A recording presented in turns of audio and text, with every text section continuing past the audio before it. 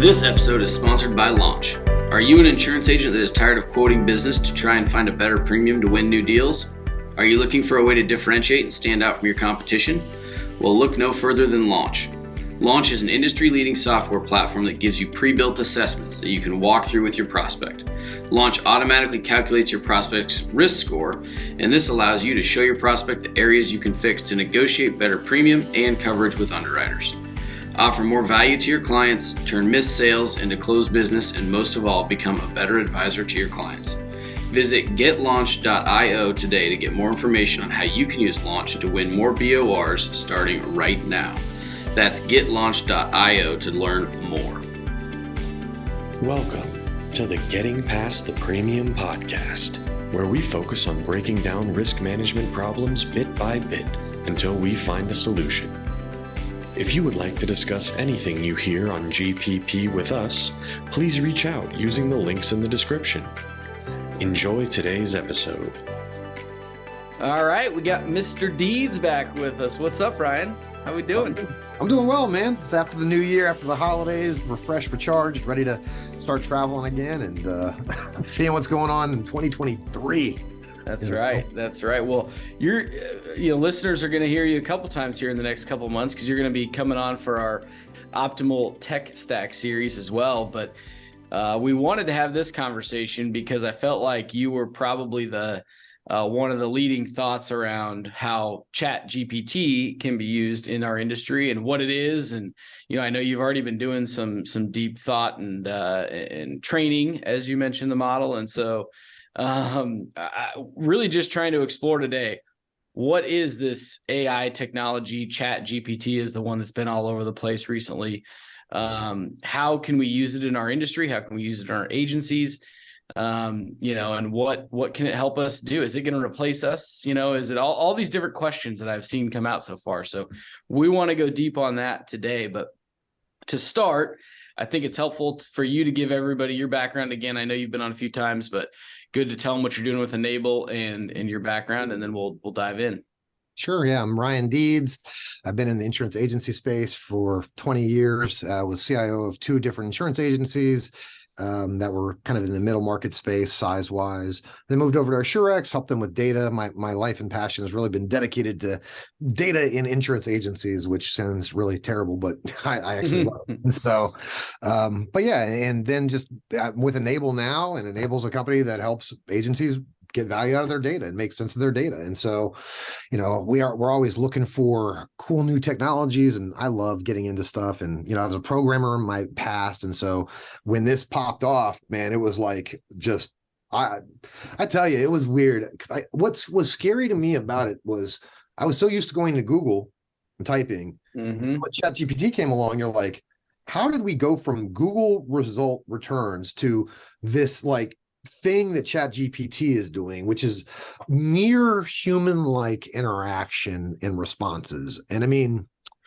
I think that just to level set it, right? ChatGPT is the trained model.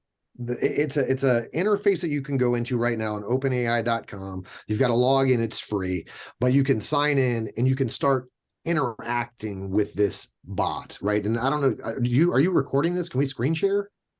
Oh, yeah, we can.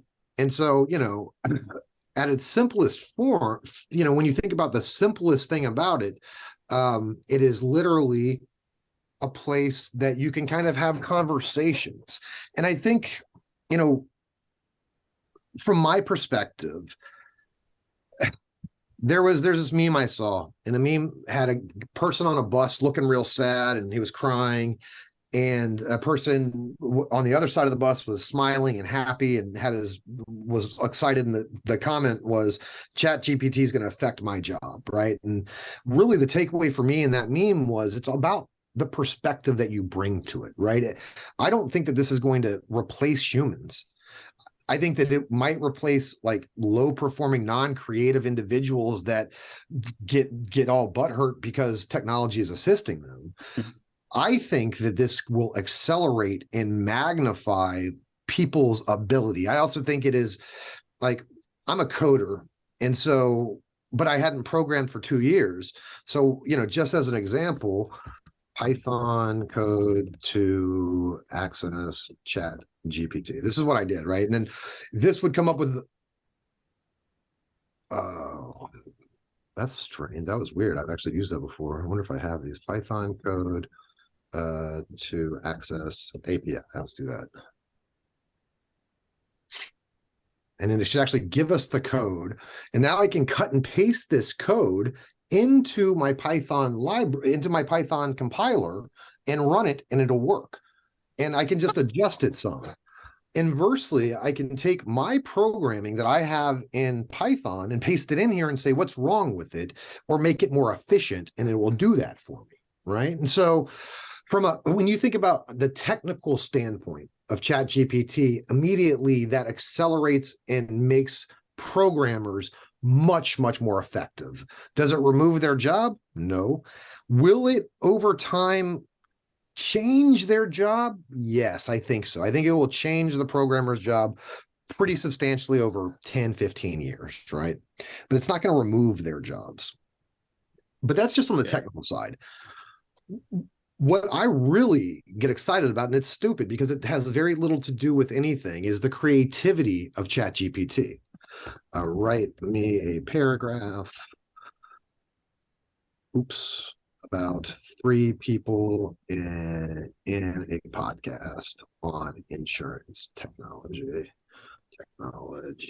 Do it as you're doing that, for those listening, Ryan is actually typing into ChatGPT these questions, and on the Python coding one, it actually came up with a code or writing code that he could implement. You could literally go into you could be a non-programmer and go in there and just start and really accelerate your learning. And for those that are just listening, what we just asked it was, write me a paragraph about 3 people in a podcast on insurance technology, do it as a script.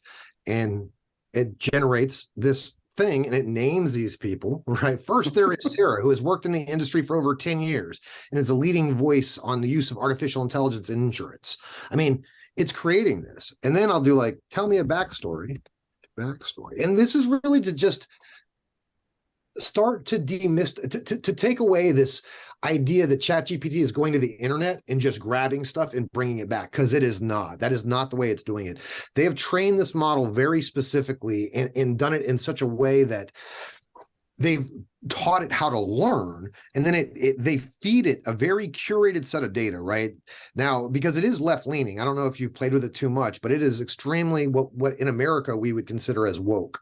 If you ask it trans questions, if you ask it abortion questions, it falls on the far side of left, and it doesn't know that it's left. It thinks it's just scientific, right? And so it's interesting because you do have certain individuals that are out there that are like, oh my God, this thing is so trained to be liberal. But it's just one of those things you have to keep in mind, like one of the things you can't find is the source of the data for this, right? Mm-hmm. It doesn't give you the sources. Tell a backstory about Sarah. Include childhood trauma, and a pet. And again, like the creativity of this. So I just, again, I tell a backstory about Sarah, include childhood trauma and a pet. And there it goes. Sarah has a difficult childhood. When she was just 5 years old, she witnessed a terrible car accident that left her with severe trauma. And then it continues. It'll just, you can shape it's this. Still going. That's right. It's still going. And, I think first and foremost, when people approach ChatGPT, it's kind of like there's like these 3 phases that I've kind of seen. The first is like, how does this work? It's just scraping the internet. And then they play with it enough to figure out, oh, it's not. Then they start to think, okay, now can I use this in my job? Maybe they just leave it there. And then there's others that say, okay, how do I use this in my job? And then that third phase is like, now I'm pasting emails in. Again, when we talk about practical application of this, Elliot, right? And we really think through like, how can I use this in my day-to-day? Let me see if I can get an email here. It doesn't tell everybody everything. 97,000 emails, Deeds. You're killing it. That's my personal, man. I mean, only 8,000 in his work. That's right. So, if I paste this in the ChatGPT, So I wrote this, right? This was my, hey, welcome. We're in the new year. Let's talk through. Let's get reconnected. Rewrite this more professionally, because I'm not a professional communicator, right? I mean, most of my stuff is pretty casual. And there it goes. So I put so for those individuals viewing this, right? I went ahead and pasted in an email to a prospect of mine, Tony, talking about how it's a great holiday. You know, I'm glad that you're back. Let's get together. And then I asked him to professionalize it up, and there it goes. You know, he does it automatically. You know, you can paste in objection emails to sales questions and say, how would you respond to this? You know, as an insurance professional. And it's funny, the nuance of somebody who really leverages it and somebody who doesn't get value out of it is small. Today, you see this using a claw clip. So I'm driving to school with my kid, right? This is my daughter. She's trying to get fancier. We have a claw clip that her mom usually puts her hair up, right? But this morning I'm taking her and I don't know how to use a claw clip. So I'm like, you're going to YouTube it? She's like, nah, she's typing into ChatGPT. How do I use a claw clip? You know, bam, in the car. Oh, but we don't have an elastic band. Okay, well, here's your answer. I mean, she thought of ChatGPT in about 2 seconds when she hit the problem. That's power. When you think about what that person does, if you can integrate that into your life, so immediately I hit a place where I want some input, I can go to this tool and get it. That's what's super freaky to me, because Tori embraces, I mean, she, you know, it's just, she's such these kids adopt things so fast, so quickly, and it's her go-to now. Like, she just uses it all the time. That is wild. And, you know, I saw somebody post about, you mentioned Google, that they're just not going to use Google anymore. You know, the ChatGPT, and this is probably somebody on LinkedIn just, you know, making a point that this was going to be their search engine of default, and then, you know, they can do their own research on things. But that was interesting to me too, of similar to this. You know, normally you might go into Google and ask that question and try to find a blog post of some influencer that did this or that. Now you can just ask the system, ChatGPT, on how to use a claw clip. Well, it's weird because, like, you think about it. So typically we are going to web pages to get content. This kind of changes it, because, you know, now what I don't like is, all right, so my girlfriend, she's in legal school. She's in her undergraduate for a bachelor's in justice system or whatever. So she uses this all the time to research cases and do a bunch of different things. But it doesn't give great sources. Write a 2,000 word paper in APA style about Roe v. Wade. And so now it will come out, but you trying to get the things where it's coming from is a little harder, right? It will cite this because it's APA style, but it's not nearly as clear of where it's being fed, how it's being fed, what's the underlying data, which is what I would really like to understand. And I think it's hard sometimes for you to trust it if you don't know, especially because it will think it's right. In the API, there's a sensitivity setting between 0 and 1 or 0 and 2. It's weird. The lower that sensitivity setting is, the more honest it will be, and the more likely it is to tell you that it doesn't know. Think about that. The lower the sensitivity setting is, the more likely it is to tell you that it didn't know. And that is in the API documentation. What that means is, a lot of times when it tells you things, it may think it's just making it up. You don't know that it's making up. It doesn't even know that. It's just, that's the part of it. And so there is a lot of validation that you have to go through with this stuff. You know, wild. But I think, you know, from a creative standpoint in an agency, instantly I see a million things. So what did I do? First thing I did was create 10 blog posts on medium.com to get my name out there. Just because it's stuff that I would know already, but instantly I said, okay, this is gonna be a really easy way for me to create some things. And I know Nick Ayers is just like, his head's exploding, and Dave Carruthers, who is like, who wants everybody to write their own content. I don't have the time though, right? I want to get it out there. It's in my voice, but you can see these. Let's see, published. So anything that's Insurance Agency 101, it wrote. Now, I may have adjusted it a little bit, but I typically would ask it a question. What is a day in the life of a producer in an insurance agency? And this is what it comes up with. Like, what the hell? Yeah, it's crazy. So if let's go a little bit deeper on that in an agency from your perspective.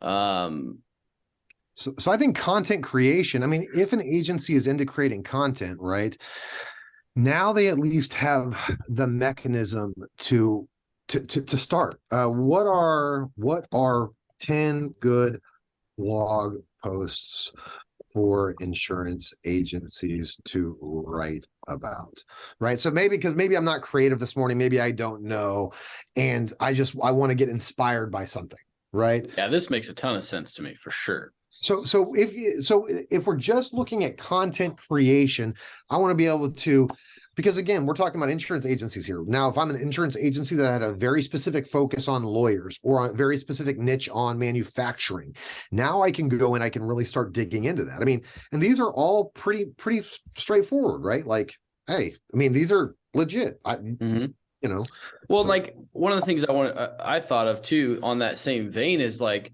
if you're doing video-based content, sometimes like you have the knowledge up here to a degree, right? Like, what cyber insurance is. You could have it, write what is cyber insurance. You could read that, understand it, but it could give you the talking points, I guess is what I'm trying to say, for your video, that you could quickly then just get on, and you're not reading what the system told you. You're just saying you're using it to generate your conversation that you're going to put on video, right? That's correct. And it could do it in a bullet point fashion. It could do it like if people are watching on video, what you're seeing here, where it's just typing out literally the discussion. But that's where I see a lot of benefit, because sometimes video-based content is hard because it's, you don't sit down and write the whole thing out, and typically you're not going to script the whole thing, but you want bullet points and things like that. And so that could be a quick way to say, hey, I want to do a blog post, or a video on, phishing in cyber liability policies and what that means, and get 5-6 bullet points from the system to do your video on. 100%. I mean, and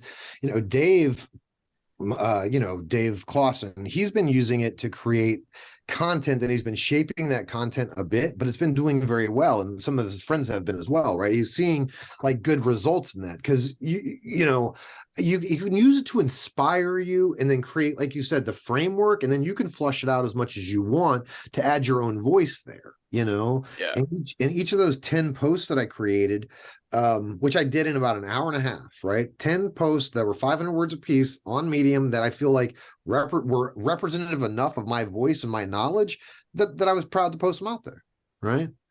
And so, I think that agencies that want to go down the content creation, huge benefit. I think there's another side of it, though, that if you had your account managers, okay, so if I'm running an agency, I'm trying to get my high-end ass account managers to play with this. So they're talking to a garbage collection person, trucker. Let's do a trucker. As an account, this is where you have to be a little careful, though, because you don't know if it is going to manufacture this as a story for you, or if it is going to give you legitimate information, right? In an insurance agency, how would I advise a trucking company with 300 employees in New Jersey? And I don't know if it's going to work or not, right?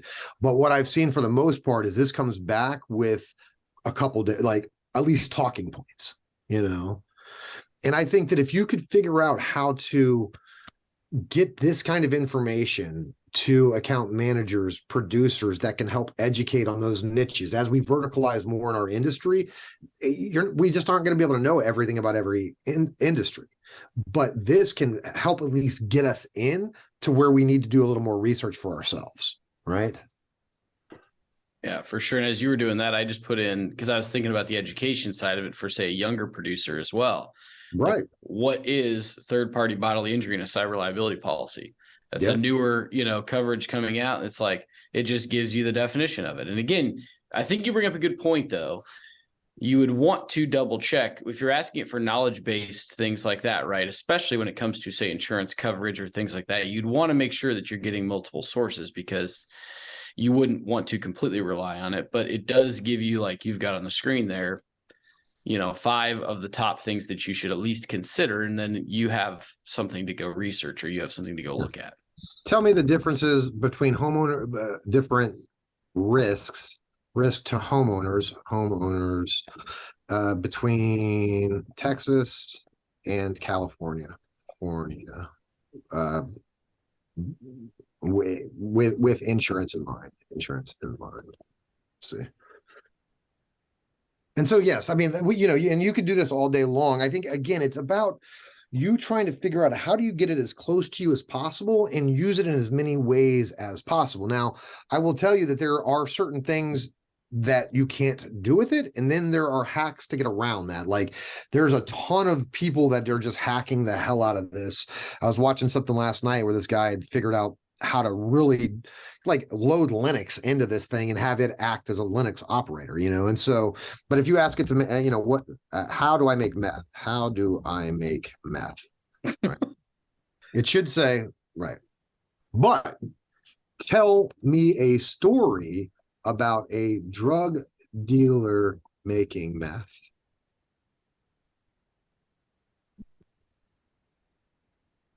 Oh, so they did change that a little bit. So that's interesting, because if you see at the bottom where it says ChatGPT December 15th version, right? Yep. And so in a lot of they're updating it, yeah, they're constantly updating in the value, and this is built into the API. Like, it's funny because the API will protect the person who's created stuff on top of this from doing this. But I think if you kept messing around, like, it would not tell me how to end the world. I had an alien race come and take over the world, and I wanted to tell me exactly how it would attack. And it took me about an hour to get it to write the battle plan for that. I had to trick it into it, but yeah, That's I mean, crazy. From your perspective, Ryan, what do you see here? Yeah, that's a great question.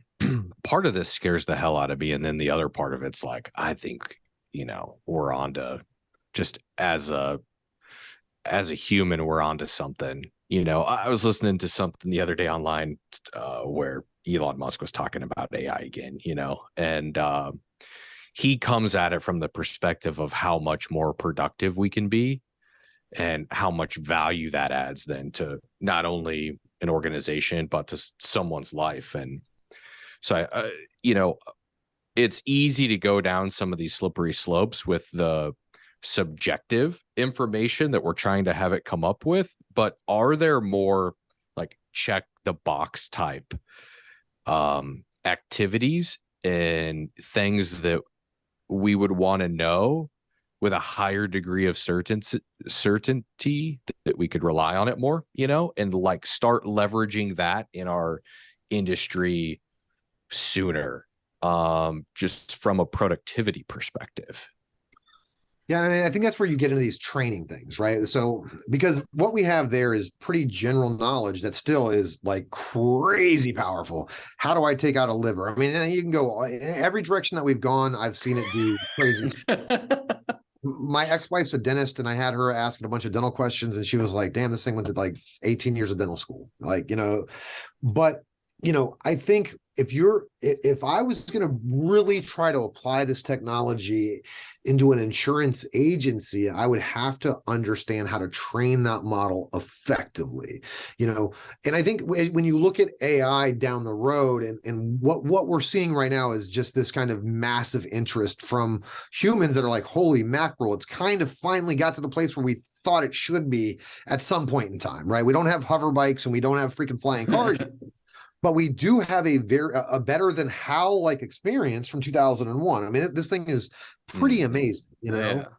And I think now it's 2023 for me will be a lot of how do I get it to be applicable to very specific niches, to very specific areas, like we were talking about with the lawyers or with insurance, could I have this ingest a ton of data? So now do I even need analytics? Can I just go in and say, hey, give me the 5 clients that I lost. Boom, here they are. What do I need to do to get them back? 1 went to a competitor, 2 got acquired. You were higher on price on these 2 others. That's real actionable stuff right there, And so we can't be that far. We're not far from it. It's just about how do you train the model now that the tech is there. I mean, sometimes it's so impressive that we just think there's humans in the background that are just really fast doing it. Yeah. So the other thing that I think about, this gets more down the subjective road, but one thing I've always challenged physicians on is their ability to keep up with the latest trends and latest research. There's so much research that's happening on a daily basis. How do you, as a local family physician in an office in the middle of the country, keep up with the most cutting edge research? Yeah. There's only so many ways they acquire new information. It's continuing ed, professional organizations that they belong to, medical journals, online research. Well, that sounds a lot like our industry, right? Where do we go get new information and whatnot? And how does a risk advisor in the middle of a country sitting in a small agency have the resources to go advise a $10 million revenue construction company about risk? Right. How could something like this break down those barriers to understanding the new cutting edge, resources and the new coverages and new risks that exist? Well, it's funny because if ChatGPT's data cutoff is 2021, right? So it hasn't ingested any new data since 2021. And that's it's pretty authentic then. Well, that was a joke to all the BS that's probably been put in there since then. You can't obviously ask it about things that have happened recently, right? And it doesn't scrape the web, so there's certain things you can't do with it. But I do think it comes back to this hyper localized training model that allows you to really say, hey, every morning I want you to go out and get this kind of data and bring it back and train on that. I mean, with Python, you could absolutely do that with your model and constantly update it. So, but it's about that user though, right? I think ChatGPT is very interesting because the technology is exactly the same for everybody. There's no differentiation. It's just a chat prompt. The individuals that are utilizing it are just the ones that have put time into it and really try to push its boundaries to understand what its capabilities are. Those that are kind of scoffish of it, I get it. I mean, it's scary, and it is. I see things like this will absolutely affect the job place. But it's those that understand how to leverage this and do more, like you said, and be more productive with less time that are going to be the winners. And when I think about my kid putting on a hair clip this morning, driving to school, asking ChatGPT, I mean, it's okay, that person right there is going to win against a lot of other people. If it's that ingrained into you. And so that's kind of my goal. I hope to God it's because Tori will ask Siri questions in 2 seconds. It's still not natural to me. I'm way more about going into Google but my kids, they'll just ask and they hit a problem and it's instant to them. So it's so tied in. And that's what I want ChatGPT to be with me, at the end of the year as we explore different ways to use it. I mean, there's a lot of creativity things there, but there's also a lot of practical application if people get past the wow factor. Because a lot of times you go in there and just mess with it, write me a poem about a beautiful bald man with glasses and a headset, right? And it'll do that. It'll write a poem about that. But you got to get past that stuff and try to figure out how to, like you're doing, Elliot, break this down in your agency. If your producers were using it for educational purposes, going after their niches, what are the business problems of these niches that we have? Can I craft me an email to talk about the business problems for this? And I now take that and send it to my 15 prospects in that industry to see if I resonate with them. Can I set that on a cadence? I mean, to me, that's the kind of stuff that we have to be thinking about, and that some agencies will and a lot will not. And there'll be a big differentiator there, I think. Yeah, I think there's so many ways. I mean, I've been typing in questions as you've been just talking on stuff. So a couple things I was like, prepare me for an insurance renewal for a concrete contractor. Well, that brought it back as what the concrete contractor should do to prepare for their insurance renewal. So then I said, I'm an insurance agent, and it gave me 6 steps as an insurance agent to prepare for your client's insurance renewal, which were, and these have paragraphs describing them, but review current coverage, assess the contractor's risk, shop around, educate the contractor, negotiate, get everything in writing. Like, it's pretty spot on. And then I asked, as you were talking there, what are the business problems with concrete contractors? There are a number of business problems: competition, pricing, labor shortages, safety, liability, economic downturns and regulations. Like, again, if you're in that niche, go write a blog post about those 7 things. Well, and how does employee benefits help with that 4th point, right? The labor shortage. How does employee write an email about how employee benefits can assist in employee retention to defeat, because now I can go ahead and send that out to people. I mean, but it's that drilling down that you're doing, that iteration that will get you to the place where this becomes like a real weapon. Mm-hmm. Absolutely. I'm typing that one in to see what happens. Write an email about how employee benefits can improve employee retention for concrete contractors. I mean, we'll see what happens. But so it's writing me an email now. But I think that's, and you've given me some different perspectives on it. I've played around with it just a little bit, but it's something that I look at as with any new technology, right? It's almost like, what's the old adage that any new technology that is significant enough seems like magic. Right, and that's where you're like, it seems like there's somebody just behind the scenes typing this out, and it's really fast. And, but it's important that we become familiar with it, whether or not you don't have to dive all in, and you don't have to, use it for everything. And I actually think that that's probably not where you'd want to start, but try small use cases, just see what happens, then test the data that it comes back with, and start to figure out how you can use it. Because again, any new technology that's significant enough is going to impact our industry at some point. It's not going to replace us necessarily, or be the disruption that sends independent insurance agents to the grave or whatever. But could it be used as a tool that could, if you're spending a lot of time writing these blog posts or responding to emails or whatever, could it be a tool that allows you to speed up that process and spend more time building a relationship with your client? Like Ryan Hanley always says, one of the best models is that human optimized agency, where we're using tech in the right spots so that we can interact as humans. That's where our value is. Our clients still want a relationship. They want somebody, they want an advisor that is looking at their risk and being that person that, says, hey, Ryan, have you been thinking about this or that? This is changing the market, and, so on and so forth. And can this be a tool that takes some of those other things off of your plate to allow you to do that? And that's where I think we all need to be thinking about it and just testing it out and trying it and playing around with it. You know damn well that there are some good producers that are going to use this. And absolutely. In my opinion, if I'm an agency principal and I know another agency's producers are going to go down this path, that producer's a better producer, in my opinion. Not because the speed, their ability to leverage that, find out that information, and really weaponize it. So, I mean, I think in the producer rank, self-servingly, producers should be taking a look at this. Like, hey, I got this email back from this person. Just let me get the beautiful part about this is it almost gives you like a second set of eyes with no judgment. I'm only going to ask you 2 or 3 times to iterate through something with me. If you and I are working on something, give it to you. Hey, take a look at this. I think it's okay. Make this change here. I'm probably not going to send it back to you 5 times. I'm not going to buy you. I will send some stuff back to ChatGPT 50 times before I'm like, it's perfect, right? Just yeah.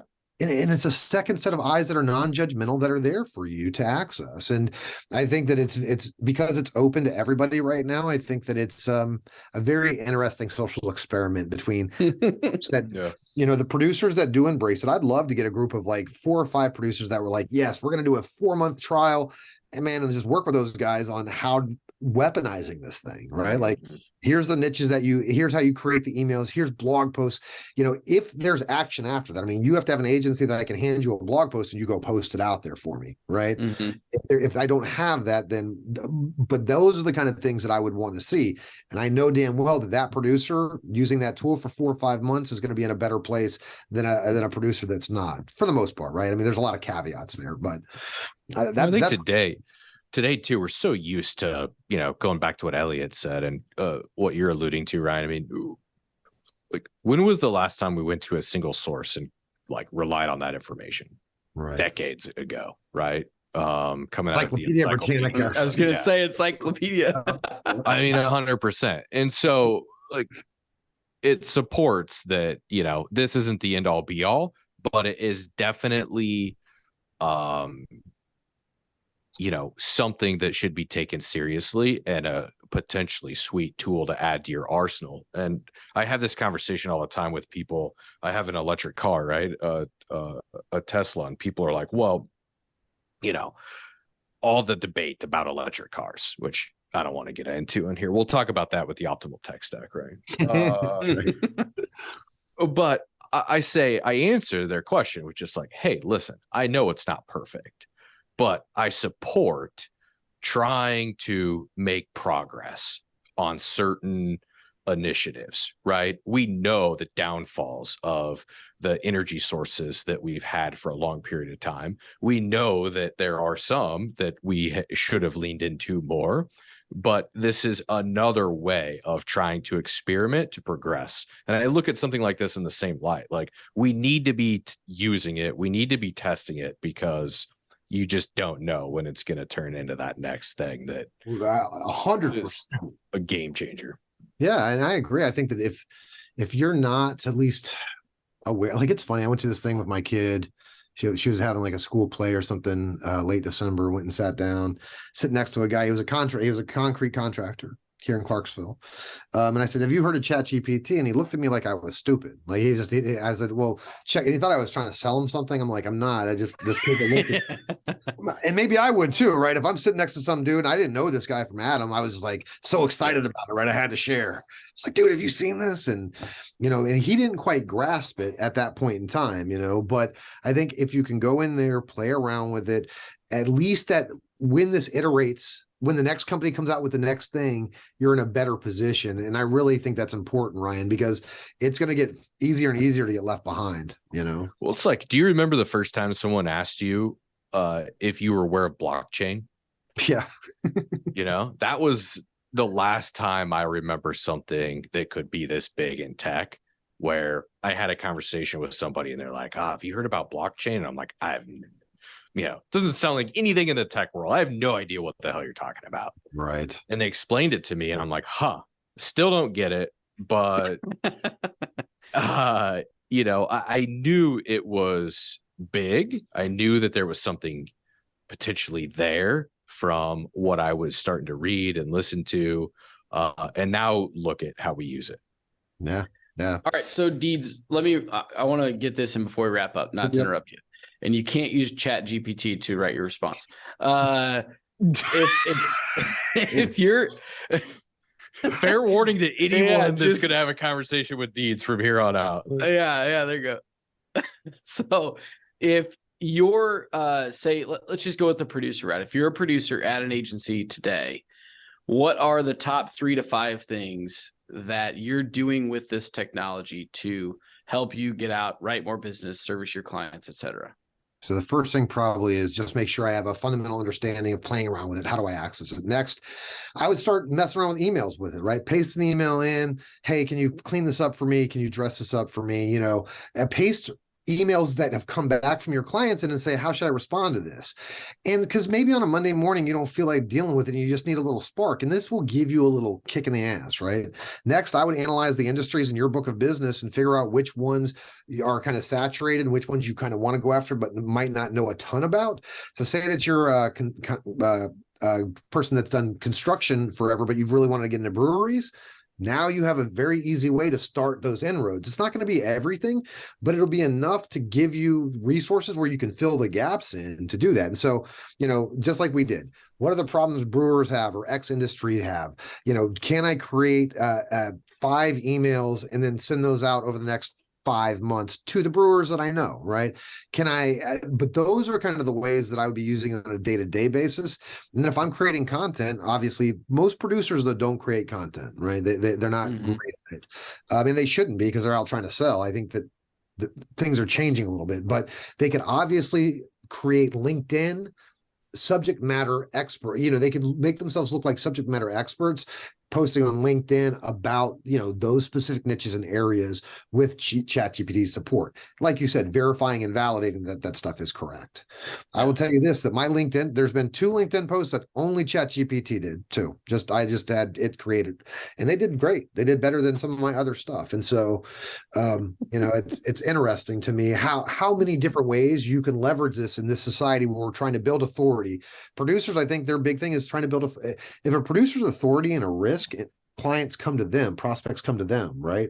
They're sought out for their authority. And so strategically, I would think I'm going to use ChatGPT to drive my authority in X, Y, and Q niche. And I'm going to do it using this mechanism to help me bolster that. That's it is so true, just from the standpoint of, Elliot and I talk about this until we turn blue in the face, about how, the industry's changing so much, but we've taken what were, sales guys. I don't know where the evolution started, but, whether they were insurance experts or sales guys, but we're trying to take sales guys, turn them into risk experts. And then we're trying to take like risk experts and turn them into sales guys. They're like fundamentally 2 different people. And when I say guys, I'm making like a general statement about everyone in the industry. But this could help bridge that gap, right? Where it could help the analytical risk advisor who is really good at dissecting policies and advising from that standpoint, but he needs a little bit of help from a marketing perspective and wants to write a blog post, or the other way around, And so, man, if you have think about it, you have a small personal lines agency that you're trying to get into small commercial or into commercial. If you looked at it before December, it was much more challenging than it is with this tool in place. I mean, you could literally create a ton of material that was a lot, and learn how to write that business and get that stuff coming in just from this free tool that's out there. And so, I mean, like you're alluding to, Ryan, all of these come from you just playing with it and then really sitting down past the wow factor and say, okay, now that I've played with it, how do I want to use this for 2 or 3 different tasks. And as you use it, it'll get more ingrained and you'll use it for more and more. Absolutely. Have you tried, Deeds? I might have to test this out, but have you tried on some of your blog posts, reposting those in, or after you have it generate those blog posts saying like, now write me a LinkedIn post, now write me a tweet, Yep. Now write me a Facebook post. Yep. You can actually, you can take the transcript of this, post that in there and say, write me a 200-word LinkedIn post. Right now, I don't see a huge difference between LinkedIn, Facebook, and Twitter posts. I mean, because it's, but you can shape it. If you iterate through it 5 times, you'll get some good stuff, and sometimes you'll just take a sentence out and write the rest yourself because it's just inspired you, right? Yeah. That's more than anything else. I get inspiration from this to just go and do stuff. I mean, it's funny. We have all these people that say, just go do it, but don't use ChatGPT to do it. Oh no, do it yourself. Right? You're like, nah, bro, I'm just going to do it and see what happens. If it's not going to hurt me, then, and I'm going to be careful what we put out there and use. This is something that you need to kind of put in your arsenal, I think. And why not? That's my big question. Why not? Yeah, absolutely. Can you imagine having this in high school? Dude, one point on this before we go. So my girlfriend took ChatGPT. She's writing a lot of papers. So she did have it write a 2,000-word paper on a case. She just turned that in raw, didn't check it, didn't do it. She had it cited and everything, but she didn't do a lot of checking. She got a 0 it dinged her for 60% plagiarism. So just recognize that even though it didn't draw stuff off the raw copy off the internet, there was enough similar verbiage that it was putting stuff together that it did ding her on that. And so what she had to do is then take the output of ChatGPT, do a lot more shaping herself to it, right? And so just, this is not one of those things you can just carte blanche go and take and just, hey, everything at face value. Play with it, spend some time with it, know the subject matter that you're talking about, or verify the subject matter that you're asking about. Yeah.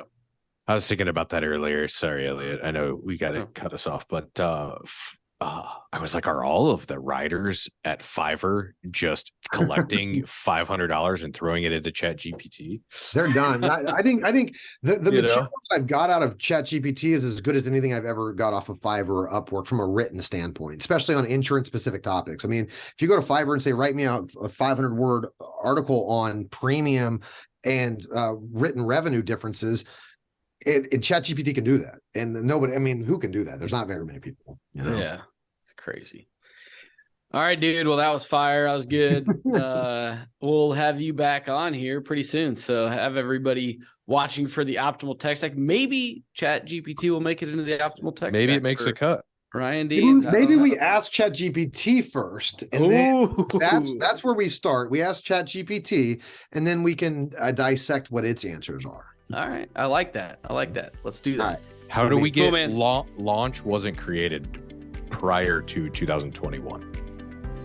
What's that? So launch wasn't created prior to 2021. So it's not going to be included in the data.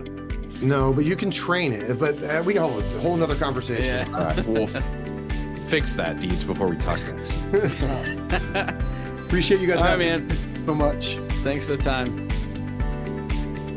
Thank you for tuning in to Getting Past the Premium. We are excited to continue breaking down barriers and finding solutions together. If you would like to reach out regarding anything you heard in today's episode, find links and contact info in the description. Until next time, have a great day, and let's continue getting past the premium.